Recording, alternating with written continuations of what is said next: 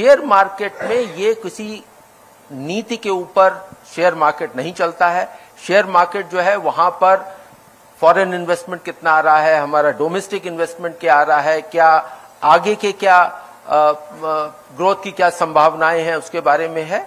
और एक सुदृढ़ता आई है कि डोमेस्टिक इन्वेस्टर काफी मात्रा में है, म्यूचुअल फंड काफी मात्रा में है, लेकिन जो देश के बाहर की परिस्थिति है, जो एक अनसर्टेनिटी जिसे कहते हैं, उसके चलते हुए और एक जहां पर होता है कि कुछ वो एक अनसर्टेनिटी के चलते वो जो बड़े मार्केट है वहां पे जाना चाहते हैं, तो ये एक शॉर्ट टर्म का उसका प्रभाव है और ऊपर नीचे होना ये स्वाभाविक है मार्केट में। सरकार से तो लोग अमूमन ये एक्सपेक्ट करते हैं कि एक स्थायी वॉल की तरह वो खड़े रहेंगे अगर इन्वेस्टर्स चूंकि देश के हैं तो।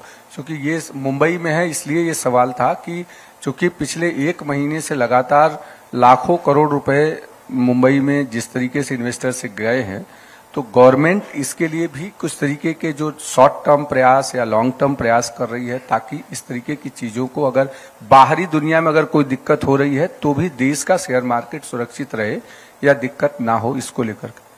देखिए, इसमें जो मार्केट का रेगुलेशन है वो रेगुलेटर करते हैं और मार्केट सुचारू तौर पे चले कि उसमें कहीं पे कोई परेशानी नहीं आनी चाहिए मार्केट में। जो इन्वेस्टर जाना चाहता है, जब वहां से निकलना चाहता है, सुचारू रूप से हो, उसकी पूरी व्यवस्था है। उसमें कहीं पर भी उसमें कुछ आगे पीछे वहां पर नहीं हुआ है। अब रही बात कि अगर हमें खाली अपने देश के ही स्टॉक मार्केट को नहीं देखना है, आपके सारे इमर्जिंग मार्केट के जो स्टॉक मार्केट है उसके ऊपर भी आप ध्यान दीजिए कि किस मार्केट में बढ़ रहा है।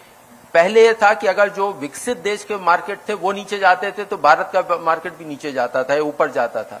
उसमें बदलाव आया है पूरी तरह से, लेकिन पूरी तरह से डीकपल हो गया है वो भी नहीं होता है।